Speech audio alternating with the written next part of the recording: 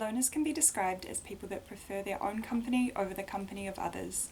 Some may have a general dislike for society and wish to remove themselves from it, while others might struggle with communication and have failed in the past, so stop trying.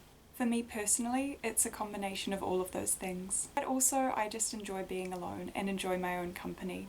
The majority of my free time is spent alone, and this is my choice.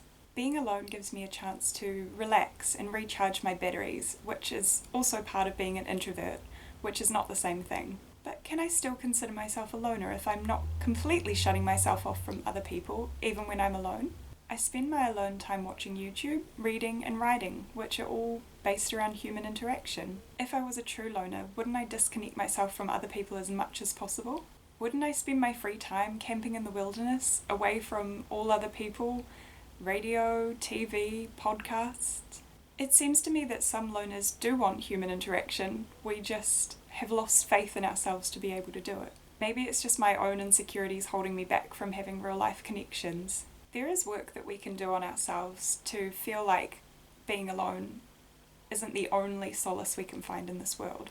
I know this won't apply to all people that consider themselves loners, but I know that I can help myself move towards a slightly more social life. Reintroducing ourselves to society is more daunting when we've spent a long time away from it. Every interaction can seem more intense because, to us, there's a lot more riding on it. For loners to want to reach out is a huge deal in the first place, so naturally there feels like there's a lot more pressure for it to work out. Something that might help ease the pressure is doing it gradually. For example, I joined a Facebook group for women in my area looking for friends, and I managed to find a group that was starting a book club. I went a couple of times and it was really nice talking to other people that liked reading. There was less pressure because it was in a group. Sometimes those one-on-one coffee dates can feel a bit like an interview. It was a nice way to ease back into socialising. Maybe joining a casual sports team might be something that suits you more if you have the ability and will to do so.